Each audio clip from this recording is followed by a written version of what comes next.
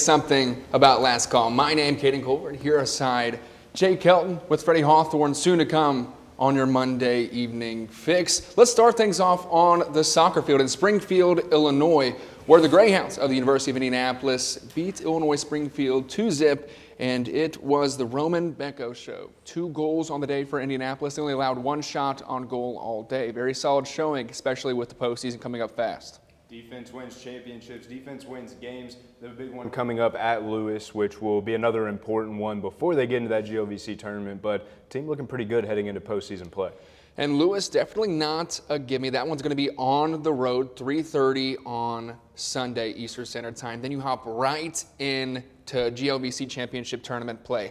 What does that do to your mentality, and how do things change when the stakes rise like that? I don't think it really changes your mentality. Maybe just take it a step up in play, but this team's been playing well all season, and I think you just continue to play how you've been playing. Obviously, a couple GOVC losses that they're going to have to overcome, but I think they're games that they can win. They've all been close in score, definitely winnable games for the Greyhounds.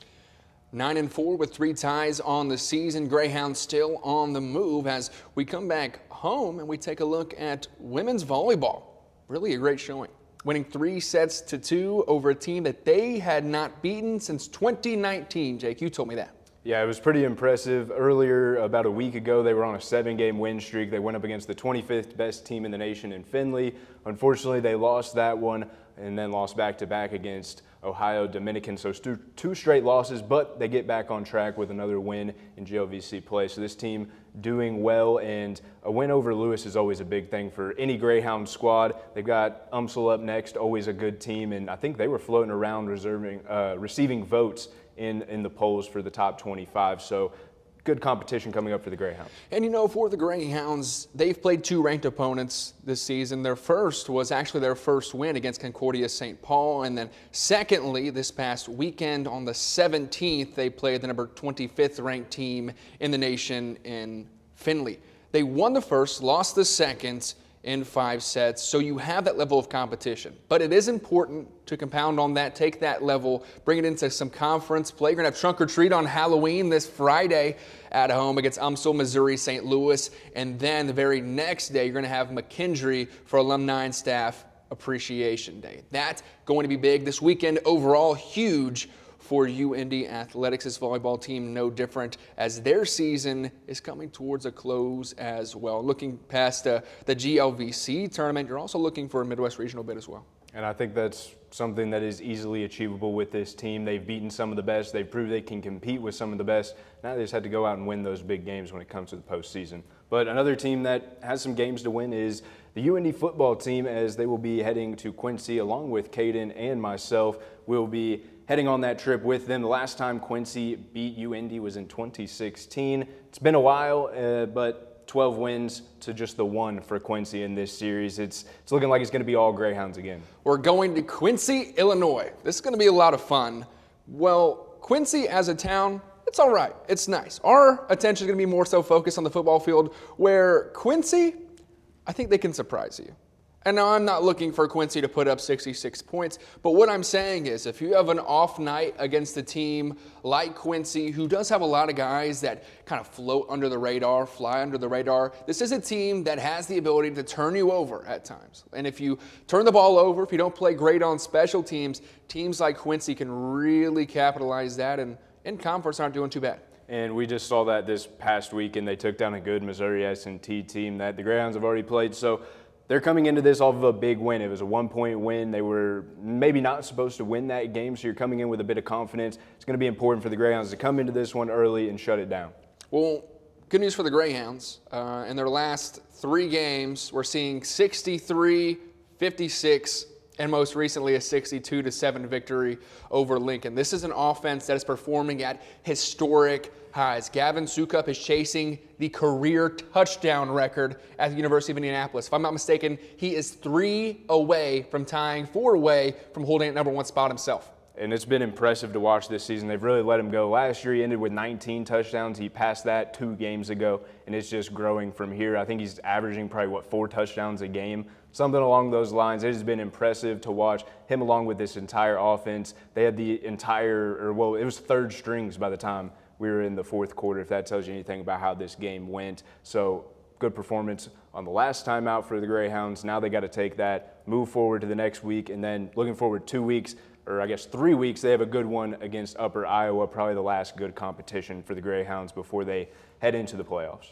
That one going to be at home for the last game of the season. The two upcoming will be away, first at Quincy with Jake and I, and then November 8th, we'll see the Hounds travel to Boulevard, Missouri to play the Southwest Baptist Bearcats. That is your outlook on UIndy athletics heading into your Halloween weekend. Jake and I, what do you want to do in Quincy this weekend? I think we might get into some trick-or-treating. We might find us a nice rich neighborhood to go get us some king-size candy bars. King-size candy bars. That's on deck for Halloween. We're going to come back and take a look at the Division I level, talk IU, Purdue, and Notre Dame on Last Call. News. How much time we got?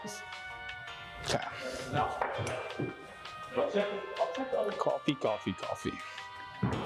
I love coffee. We're on the air. All right. Good evening. I'm Chris Hammer, here to report the news for you. For your campus, local, and national headlines, UIndy TV News has got you covered. Wednesdays at 6. Talk to me about the Hoosiers. UCLA, while Coach Ignetti said they were a 3-0 football team, they're back to 3-1 then. Indiana hands out a huge loss, winning by a 50-ball, 56-6. Coach Sig, Fernando Mendoza, Surratt, this entire team coming together, playing their best football in Indiana program history. Caden Colford, Jake Helton will now open the floor to Freddy Hawthorne. 56-6 says a lot about what this Hoosier team can do, Freddie.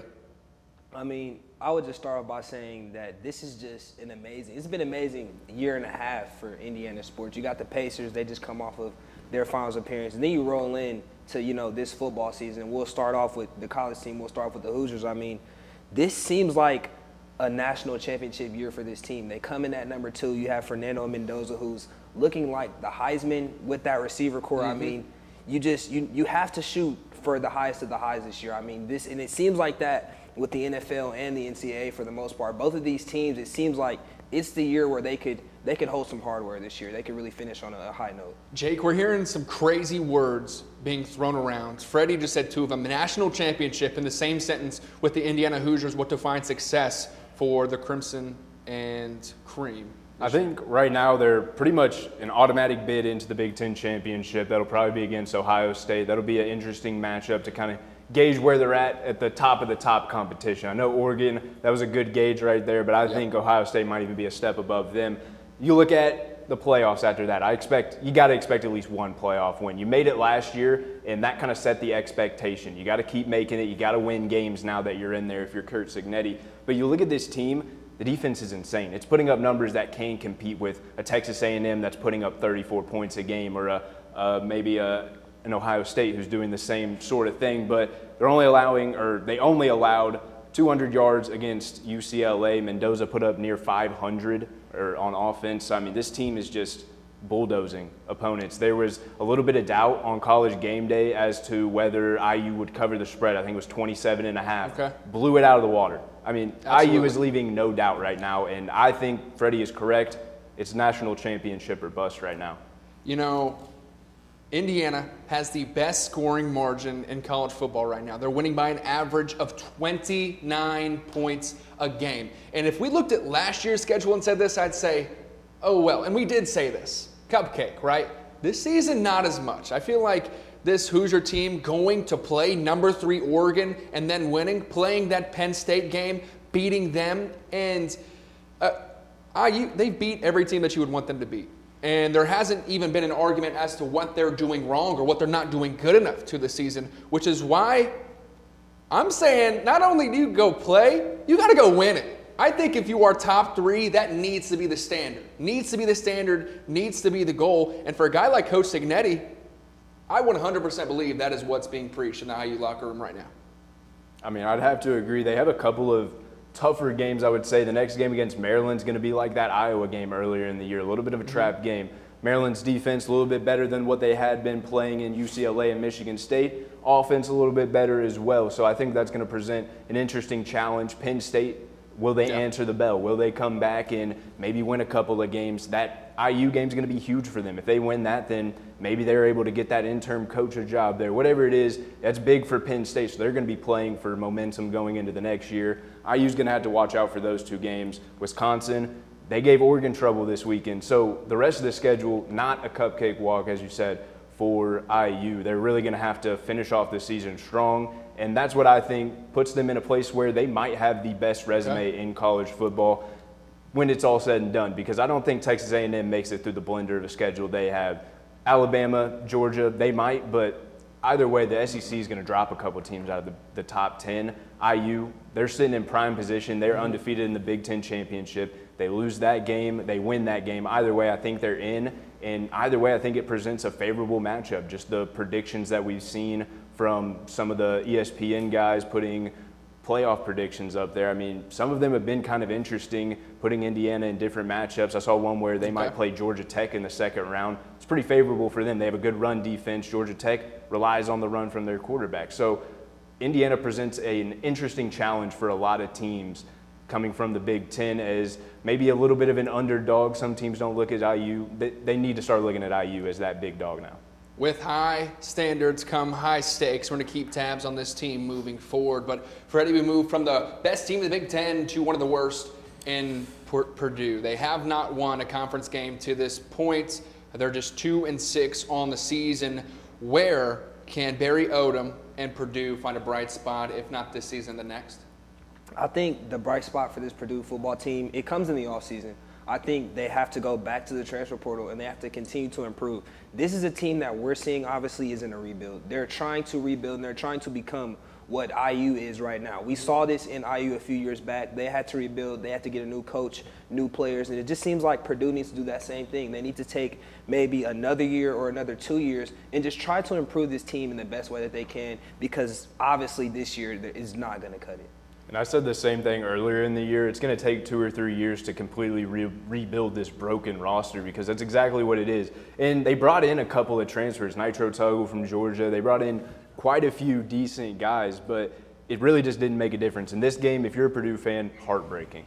You're winning pretty much the entire game. The third quarter, you just fall apart. You have the ball, driving down the field. It's, the fourth quarter, minute to go. Purdue has a chance to kick the game-winning field goal, get a game-winning touchdown, and they fumble on their side of the field. Rutgers run out the time, and from there it's game over. So a heartbreaking loss for Purdue fans. How do you get people in the building if you're Purdue? Because that's part of getting in some of those recruits and things like that. If you have an empty stadium, we've seen it, it's tough to get recruits in. I mean, it's going to take a few big games, right? And it's going to be hard to pick those up towards the end of the season.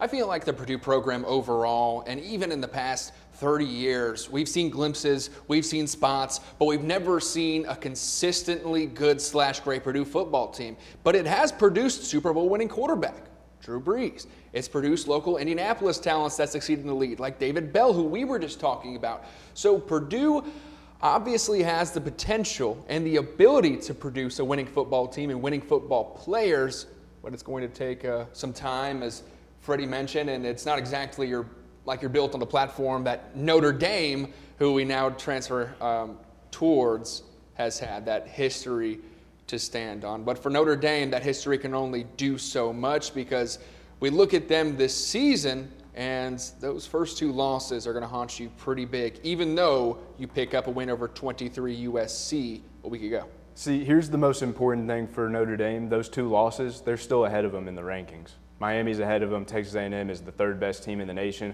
Those are what you would call a quality loss. They only lost by 3 points combined in those games. So Notre Dame is sitting in a great spot right now. They just beat 23, and the teams ahead of them are beating each other out. They're losing big games. They've moved into 12. They're still on the bubble, but I think come into season, there's not going to be 6 SEC teams in the college football playoffs. There's just no way.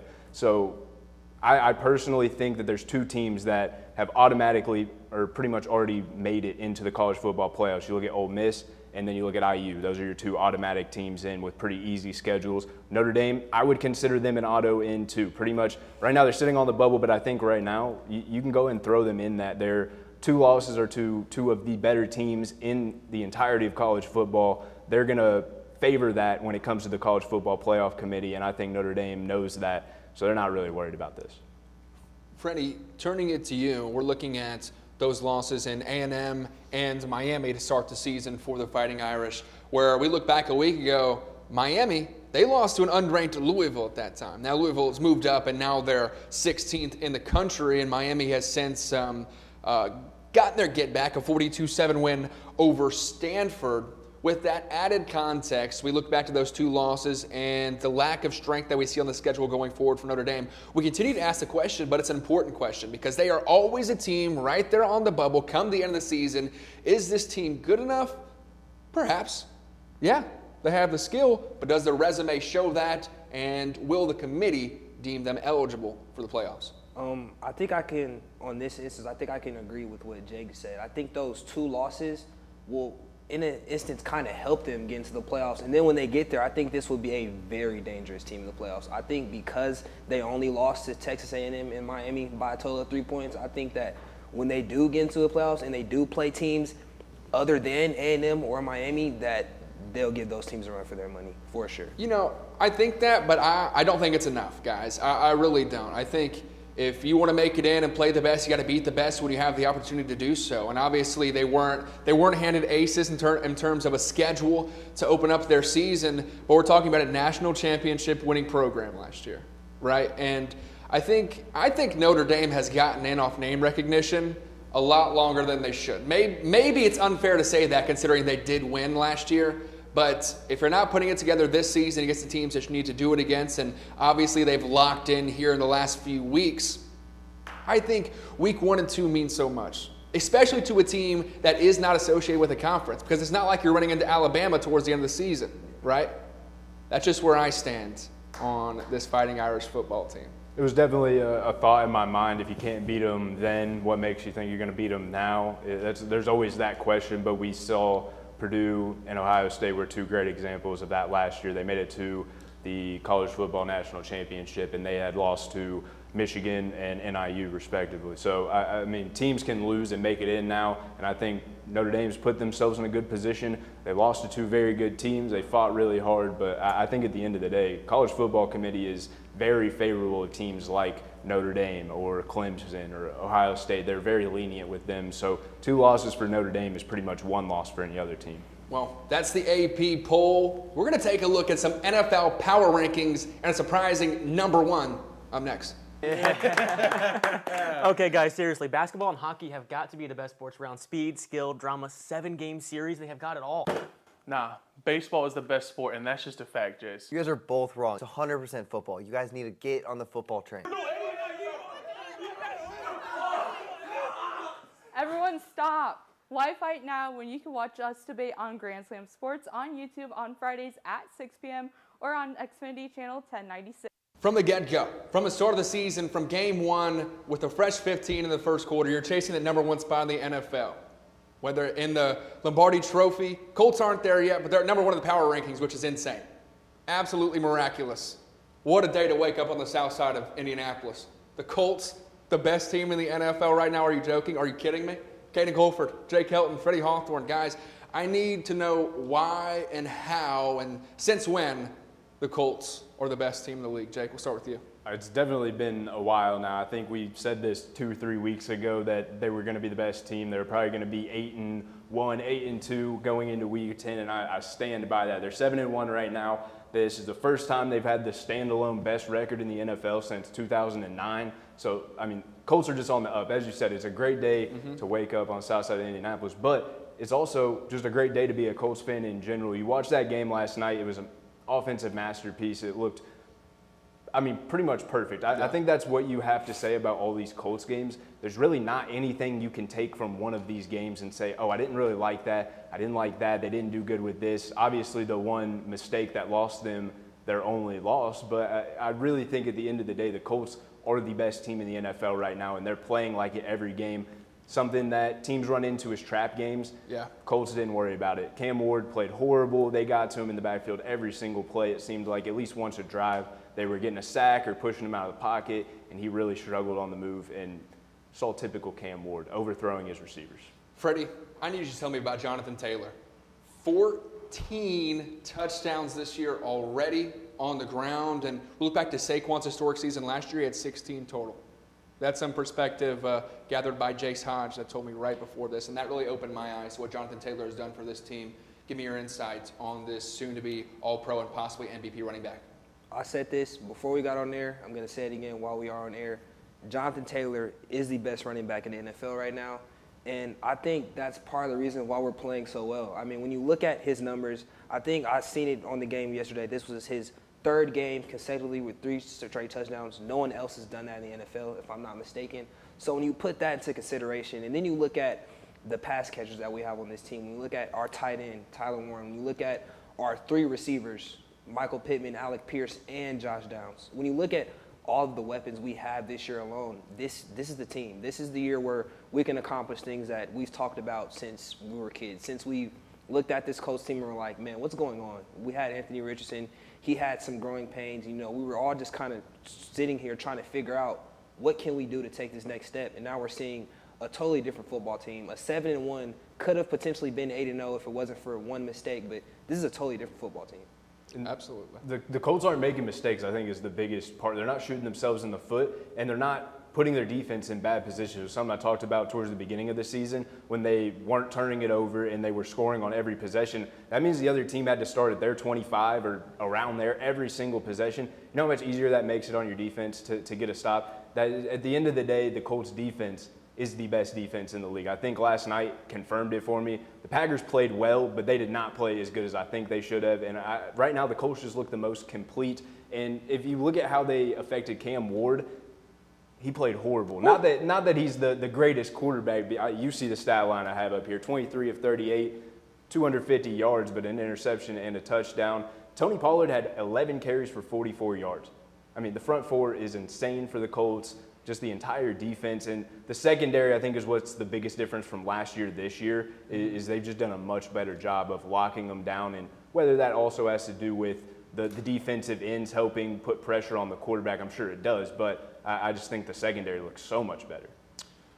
I agree. With that, the Colts, it's so great to see. Pacers not having the greatest start to their season. I'll say that. But it's not all their fault either. You know, when you take a look at the NBA, injuries are always going to be a topic of discussion. And for these Pacers, that's no different. But as we take a look at the league overall, I want to get your guys' way too early predictions for the top 3 to 5 in the NBA right now, or towards the end of the season. I mean, I will start off with the East. Knicks are pretty much my clear favorite. I think that the way they came out, at least in the first 3 games, they've looked really good, and they've brought back pretty much their entire Eastern Conference Final squad, so I just don't see how anybody competes with the Knicks. They're really good. They are really good with who I consider to be the best guard in the East, in Jalen Brunson. Cleveland's going to be up there with them, but I just see the Knicks as a more polished basketball team. And as we go down your list in the East, the Bucks, the Magic. Talk to me about the Magic. Why? I just think Paulo's looking good. It's their time. I don't know how to explain it, but when I watched them, when we were there at Gamebridge Fieldhouse and we watched them last year, I just felt like there was something about that team that they were maybe one piece or just 1 year of experience away. They were bouncing around the bubble last year. I think they make it as like a 5 or a 6 and maybe can get an upset. That's kind of where I'm seeing right now. And then the Bulls, I think that they have pretty good guard play, and that's what they're going to rely on the most. But that's just kind of what I'm thinking right now for the East. It's more open than the West, I feel like. I feel like the West is a little more for sure for me. The Thunder, the Spurs, you're going to see the Spurs up there, and if we would have did this a week ago, you wouldn't have seen the Spurs up there. I'll be honest. I didn't have them up there, but I just watched Wemby. I'm going to go ahead and say it. Wemby might be the greatest player to ever touch a basketball. To ever touch a basketball. That's Freddie, ridiculous. You were saying something like this earlier. That is not ridiculous. And that's why you got San Antonio at 3. Yes, my list is a little different. And then even with the Thunder game, I had the Rockets at 4. After seeing how they played against Oklahoma City, I'm going to put Houston at 2, and I'm going to move the Timberwolves over to 4. But back to Victor Wembanyama, because this is honestly what I've been waiting on the entire show. He's the MVP this year, and I'm going to say it now. And watching him score 40 points on Anthony Davis, who's actually not a bad basketball player. He's a deep boy. Yeah, he's actually very good basketball player. Seeing how he played against that, and basically his second year, he didn't have a full year last year. So just seeing that, I mean, they're going to be a scary team. Victor Wembanyama is a scary individual, and we might have to get Dunkin' Donuts or Krispy Kreme to come sponsor this one because just glazed in Wemby. But I do like yours. I just think that the Boston Celtics is the only thing I don't agree with on yours. Just no Jason Tatum, no win. That's how I see that. And I can agree with that, but I think that because the East is so open, I think that with Jaylen Brown and Anthony Simmons, I think that they can still crack a 3 spot in the East. I don't think the East is as competitive as the Western Conference. I think we can all agree on that for the most part. Even the Pacers, I have them at 5. I think that without Holly, I think they can still compete for that 5 spot. So Okay, let's talk about it. Let's take a look at her, okay? I got Cleveland at my 1 in the East. No way. Just because they're too polished. And the Pacers at 5, is that what you're pointing at? Yeah. The Pacers at 5, come on. Look, I know that they're not playing amazing right now, but we're 3 games in. They're 0-3, and for one, they took the reigning champions without their best player to double overtime. You know, that's hard to do in itself. But just give them some time. This is a team that needs some, as I said, just time to develop around a roster without their best player. Andrew Nembhard's going to figure out how to run the point after he gets back from injury, right? And this roster is moving around too much. But I'm not saying they're going to be a 2 seed, right? I understand. And I don't think the East is that strong anyways. It's not like I don't see the Hawks as some crazy competitors that are going to knock us out of the top 5. And the worst case scenario, Pacers are playing. yeah. Well, the other pick that I was concerned about on yours was the Mavericks pick. I'm interested to see that. You think Cooper Flagg's going to come in and make that immediate of an impact? Because we even saw Victor Wembanyama didn't make that big of an impact. They went like 30-70 or 30-50, whatever. Yeah. Look, I think the NBA is doing itself a disservice in comparing Victor Wembanyama to Cooper Flagg, especially in their first game. Victor's had, 2 whole years in the league, and obviously he's been injured a part of that, but he's been playing against the best to do it. Cooper Flagg, while he had played in those, right before the Olympics, you remember the highlights of him playing against AD on that U19 team, and Cooper Flagg's a great player, the number 1 pick. He's played 1 NBA game. Anyone comparing Cooper Flagg to Wemby is whoever told you that's the graphic. That's the graphic that you're seeing on ESPN during the game. I think the Mavericks are under a lot of scrutiny right now. They're still seeing the after effects of the Luka trade, and Luka is doing amazing. By the way, if I had to change anything, I'd find the Lakers somewhere in my top 5. I think that is where I missed. But other than that, that's what I'm thinking. Lakers over the Mavericks?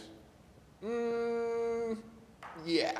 Let's say that. I think I'm going to go something different at my 5. Give me the Golden State Warriors at my number 5. Give me the Warriors. Give me Stephen Curry, Jimmy Butler, and Al Horford. I think I like that team this year. I think that they're gonna make some noise in the playoffs this year. I can't disagree. I mean, I don't know that Al Horford makes the biggest difference, but I love it. We got some tougher decisions to make than Al Horford and the Golden State Warriors. We'll get to the primetime pick 'em, everyone's favorite segment here on not UIndy TV. Last call here. Let's do it. Grizzlies Warriors. We'll let you go first, sir. Oh, Grizzlies Warriors. I'm taking the Warriors. Steph Curry leads the league through 3 games played. He's got 100 points on this season. Very, very cool. And the Grizzlies, while they beat the Pacers, aren't exactly wowing me this season. Yeah, I was going to go with the Warriors because of that win over the Nuggets, but since you picked them, I'm going to go with the Grizzlies. I like John. Just because I picked him. Just because I picked him, he's going to go with the Grizzlies. Thanks. I appreciate it. All right. So let's move it on then. Commanders at Chiefs. What do you think, Jake, huh? I'm thinking Chiefs. I think the Chiefs too. Yeah, I knew you wouldn't pick against that. There's no way. No Jaden Daniels, no win. Kind of like the Ravens and Lamar. It's pretty hard to win without your star guy. I think so too. Chiefs, Patrick Mahomes still the front runner for MVP. Move back to basketball now. First time we've done this, by the way. I like working in both. Nuggets at Timberwolves. And for me, these are 2 great teams. Timberwolves at home with Ant Edwards are going to be a tough task for this Nuggets squad. I like the Timberwolves. I just feel like Jokic puts it on against the Timberwolves every time, and I think Cam Johnson's been playing really well. I think that After a close loss against the Golden State Warriors, a couple close battles, I think the Nuggets pull this one out. Fourth game on the slate, Celtics at Rockets. Celtics are 0-3 to this point on the season. Rockets, however, doing pretty solid. Very good after an opening night loss to Shea and the Thunder. What do you think? I got Rockets in this one. Same reason that I didn't put him in my top 5. Just no Jason Tatum. It's hard for me to pick this team. Jaylen Brown's good, but I just don't know that he's the one-man show that people think he is. And then finally, last but not least, Colts are going to play Father Time and Aaron Rodgers and the Steelers in Pittsburgh. But the Colts, they're the Colts, and they're the number 1 team in the power rankings for a reason. Give me Indy. Yeah, I'm going Indy as well. The Steelers got absolutely zero pressure on Jordan Love, and Aaron Rodgers was pressured on almost all of his snaps, and they only blitzed one time the entire game last night. He was pressured on all 30 of his dropbacks, or 39, whatever. Give me the Colts. Those are the picks. Freddie, what do you think? What do you think? I mean, if someone's going to win this week, who is it? I think it's going to be the Colts. I like the Colts in this one. I really do. And just what you guys said about A-Rod, I mean, if he's getting pressured out of 30 snaps and they only blitz one time, I'm very confident in that front four, that Colts defensive lineman. I'm very confident that they'll get back there too.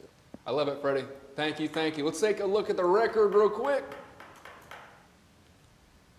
1 point. I think I went up 2. I was behind. Yeah, you were last time, so I got over on you that time. It's a good thing it's a long season. It's a bad thing that I say that every week, but it's also a great thing that I say that every week. This is Last Call. You can find us next Monday. We'll be on UIndy TV on YouTube.